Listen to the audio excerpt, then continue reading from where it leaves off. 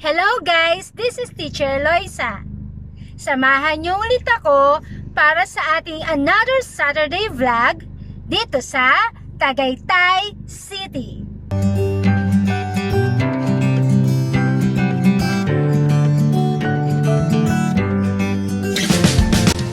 Nandito tayo ngayon sa Napa, which is located sa Crosswind, Tagaytay. Guys, marami dito mga restaurants na pwede niyong pamilian. Ang ilan lang dito ay Coffee Project, Ruin Project, and Napa. We are now here sa Napa. Look, overlooking. So, medyo mainit ang panahon kasi kakatapos na ng bagyo. Pero yung simoy ng hangin, medyo malamig-lamig na rin. Ang ambience ay very cozy at napakaganda ng view. Tingnan natin kung anong meron dito sa ibaba. Meron silang alfresco dining area. So marami mga tables and chairs dito.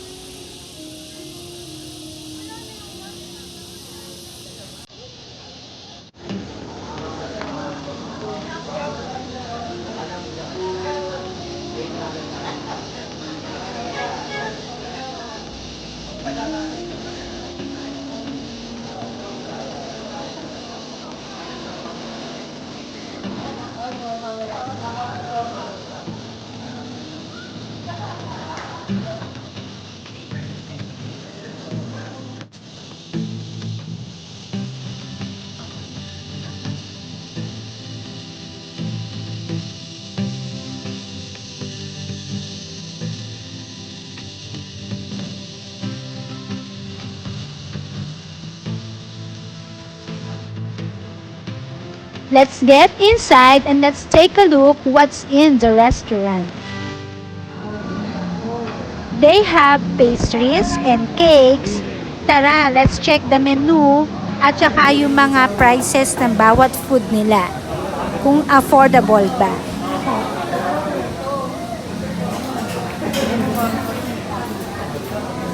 So, ito yung kanilang mga menu and then yung mga prices ng bawat food nila and drinks or beverages. Guys, kayo na bahala mag-judge kung sa tingin nyo ay affordable prices ba ito.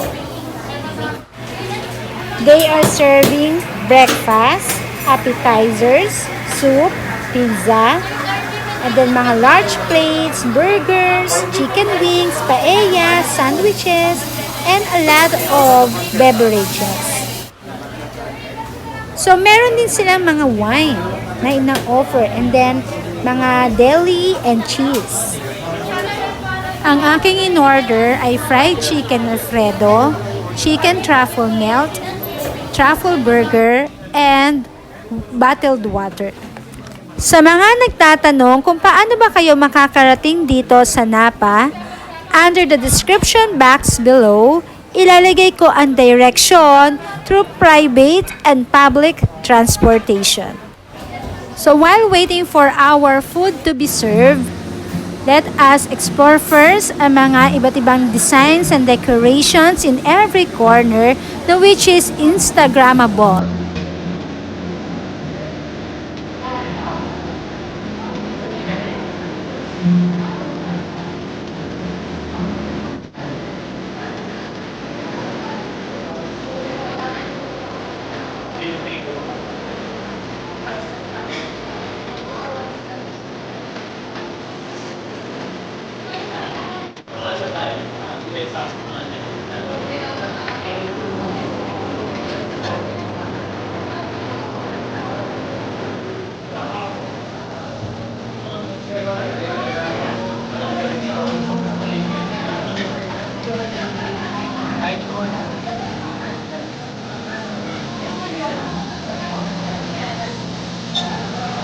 Wow! Ang ganda naman dito.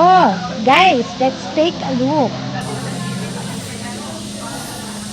Diba? Overlooking. So, pinili namin ang sa second floor na table. So, which is malamig ang simoy ng hangin. Naririnig nyo ba ang mga kuliglig? So napaka tahimik ng lugar at napaka peaceful. So nakakawala siya ng stress when you go here.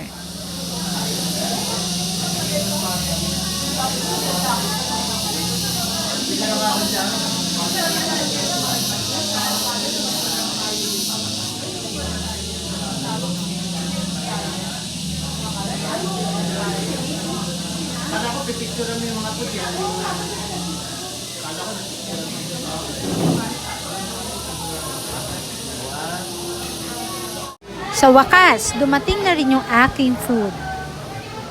Truffle burger. So 395 pesos po yan. Chicken truffle melt for 395 pesos.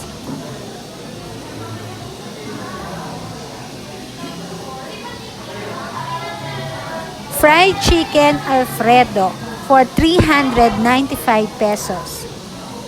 Medyo pricey kasi ang price ng mga food nila ay nag-range ng 300 pesos above.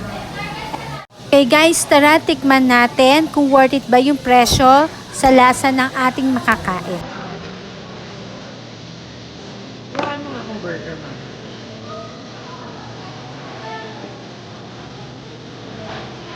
Naguluhan yung mga takbo.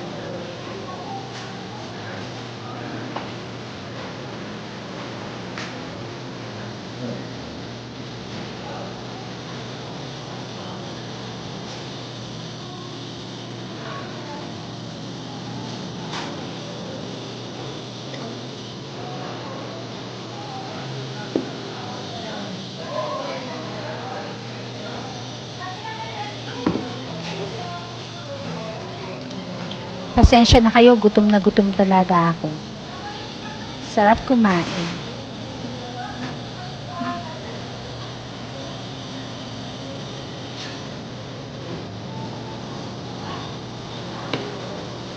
Ikaw, ma'am.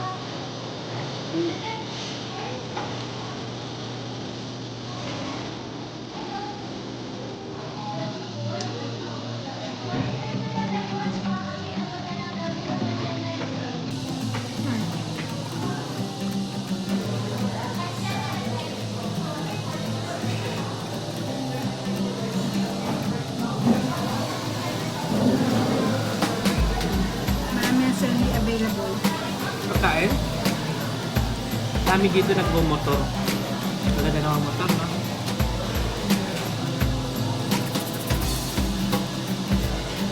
Dito pala sila madalas. Kasi wala lang pupuntahan dun.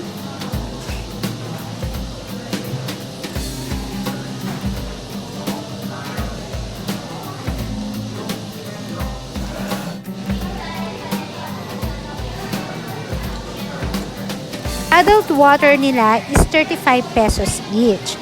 So kung kayo rin naman ay hindi bibili ng kanilang mga signature drinks or mga beverages, so you better bring your own bottled water. Habang nililibot ko yung lugar, so nakakita ako ng mga ilang customers na daladala nila ang kanilang fur babies. So this restaurant is pet friendly. You can take your fur babies with you. Sayang, hindi ko dala si Dixie at si Chloe. Guys, yung mga pagkain nila ay swak naman yung lasa. Actually, depende naman yan sa panlasa nyo eh. Diba? At saka depende rin naman yan kung ano yung kine-crave mo for that day.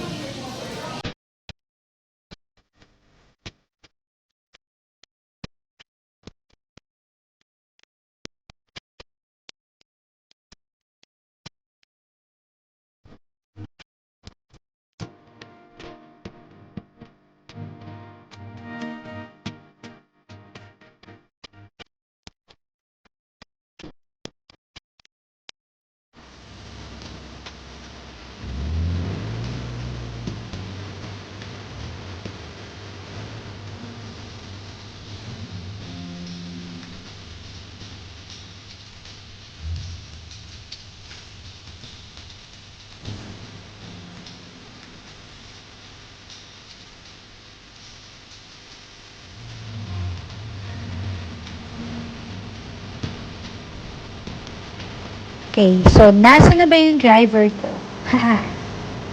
Tagal naman ang service ko.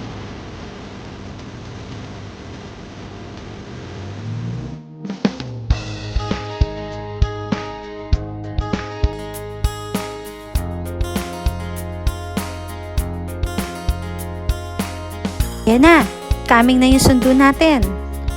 Wait lang.